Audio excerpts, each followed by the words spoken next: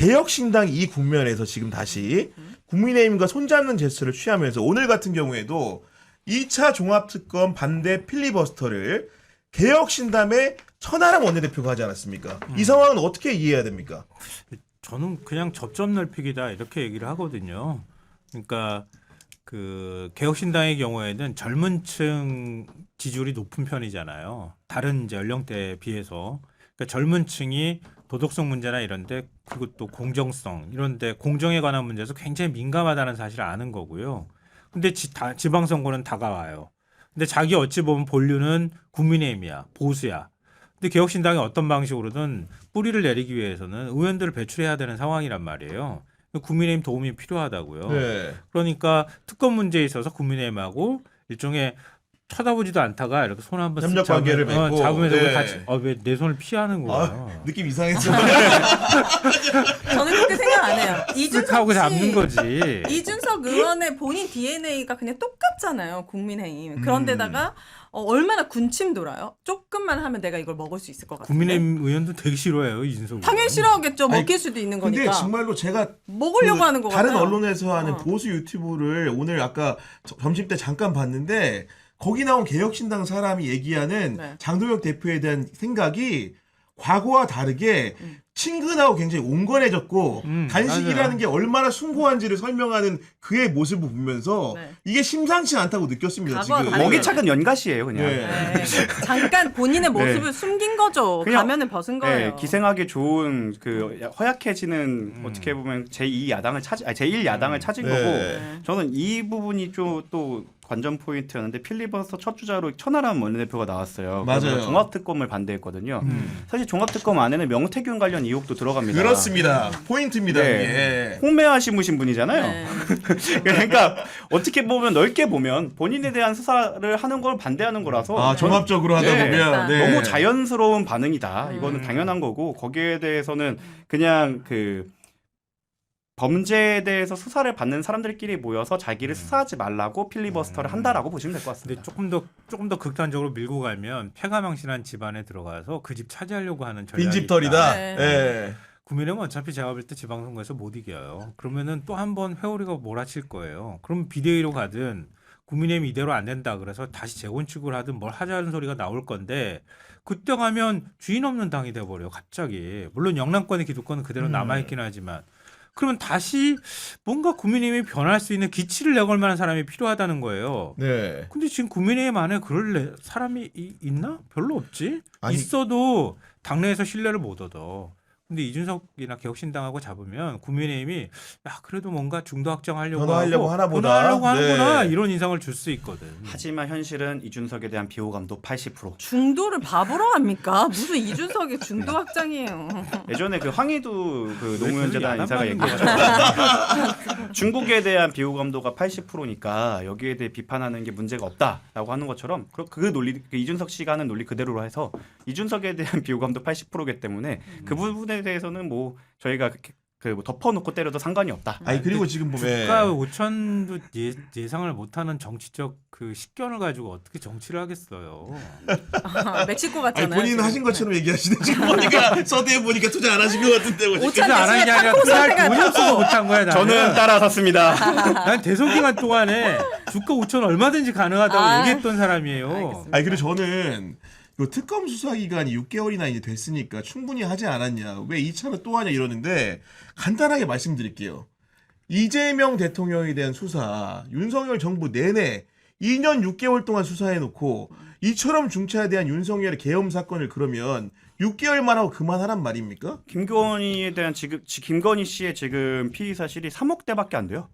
예, 양평이랑 캄보디아 뭐 이런 게 하나도 안 나와요. 그러니까요. 성과가 없잖아요. 네. 성과가. 그리고 그동안 특검이라는 게 도입된 이유가 기존의 수사기관이 안 했기 때문에도 있는데 못하거나 이 부분에 대한 수사는 전혀 진행되지 않았어요.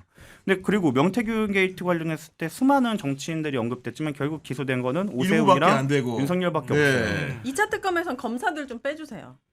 어, 검사들이요. 저한테 말씀하세요. 아니 검사들 좀 빠지라고요. 문제 있는 검사. 야단쳐. 어. 검사 숫자 많이 빼고. 그래서 제가 진짜로 내부 취재를 했었어요. 그러니까 특검 특검 내부 취재. 네, 제가 왜 취재를 하고 있는지는 잘 모르겠지만 자꾸 기자분들이 저한테 선배라고 해요. 전화해서 선배 이거 어떻게 된 거예요? 나한테 물어보는 것도 좀 이상하긴 한데 또 우연찮게 취재가 됐어요. 좀만 지나봐라 형님 한다 이제. 그 특검 내부에 특별수사관으로 가 있던 변호사들의 전언을 따르면 특히 김건희 특검 같은 경우에는 그때 항명 이후로는 노골적인 태업이 있었다. 그러니까 정치 근데 또, 검사들. 예, 그런데 또 이번에도 사실 검사 파견 많이 받으려고 하는 이유 중에 하나가 뭐냐면 기재부에서 예산 압박이 엄청 심했어요. 근데 그러니까. 유능한 변호사를 데리고 맞아, 오려면 네. 사실 외부에서 뭐 요펌 대형 로펌 다니거나 저거 지금 서초동에서 일하는 음. 변호사를 데리고 오려면 비용이 많이 들잖아요. 네. 그러니까 기재부에서는 예산 압박을 하니까 특검 입장에서 공짜로 부릴 수 있는 공무원 데리고 오는 거예요. 맞아요. 그 공무원이 누구예요? 네. 검찰이죠. 그럼 경찰도 있잖아요. 능력 있는 경찰들. 제가 누누이 말씀드리지만 경찰분들이 누구 잡아오는 건 세계 최고라고 저는 자부를 합니다. 대한민국 경찰이. 하지만 그분들이 재판을 해본 적은 없어요. 재판은 변호사가 하면 되잖아요. 그렇게 하려면 특별한 변호사를 인물을 데리고 와야 가야지. 되잖아요. 그러니까 이제 네. 유능한 변호사 데려오려면은 네. 뭔가 급여도 잘 보장하고 근무 기간 같은 것도 적정하게 해야 된다 이런 말씀이신 거고 아까 했던 얘기를 마저 이제 마무리 지으면은 제가 오인혜 씨한테 물어보고 싶은 게 네. 결국 제가 개혁신당과 국민의힘이 혼용하는 그 바로미터는 제가 볼 때는 이준석이 장동혁의 단식 대열에 동참을 하느냐 마느냐일 것 같은데 오인혜 씨가 보기에는 단식 같이 할 것 같습니까? 아닙니까? 이준석을 아직도 몰라요? 그래요? 저는 단식은 절대 안 할 거라고 생각합니다. 단식은 안 해? 절대 안 해요? 예. 저는 더 얍삽하게 마지막 이틀 정도.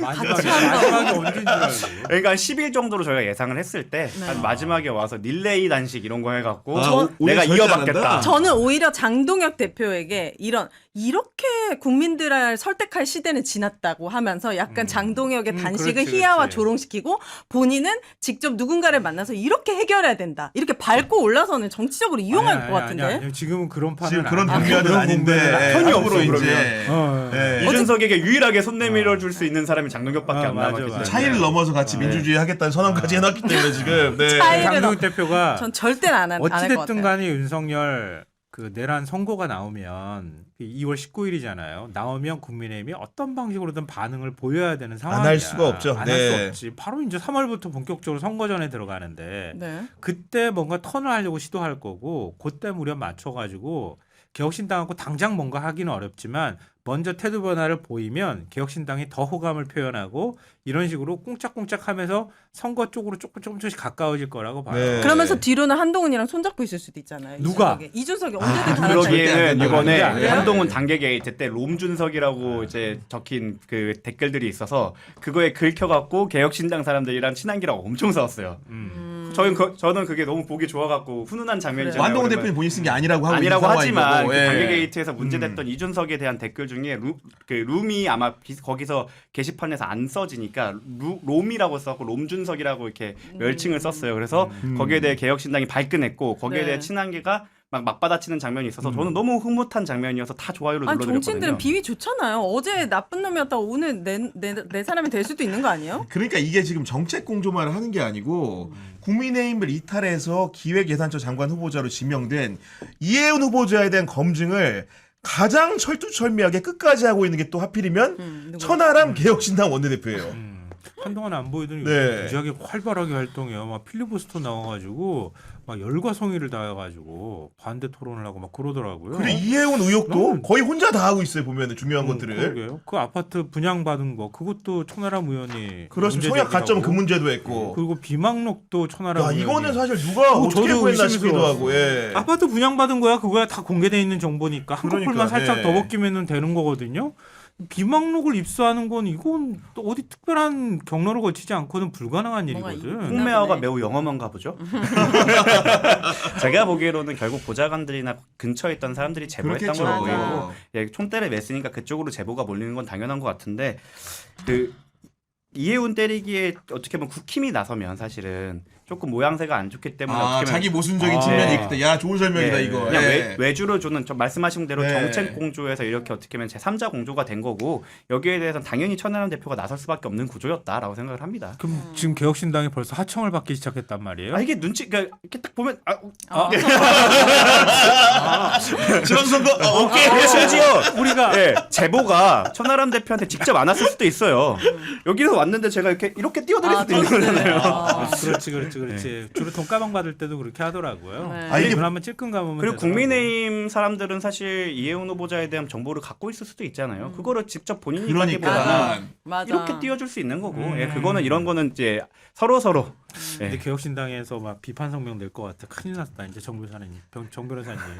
우리 아닌데. 이거 아니겠죠. 설마 네. 자당 의원 출신한테 그러겠습니까? 아, 그렇죠. 그럴 가능성이 그럴 리가 충분하다. 없지. 지금 이제는 다음 주부터 가장 좋은 시나리오는 이해운 후보자가 이런 의혹 제기를 못 버티고 사실은 낙마하는 그림이 그려진 다음에 네. 그 이후에 개혁신당과 국민의힘이 동력을 얻어가지고 통일특검 해주세요.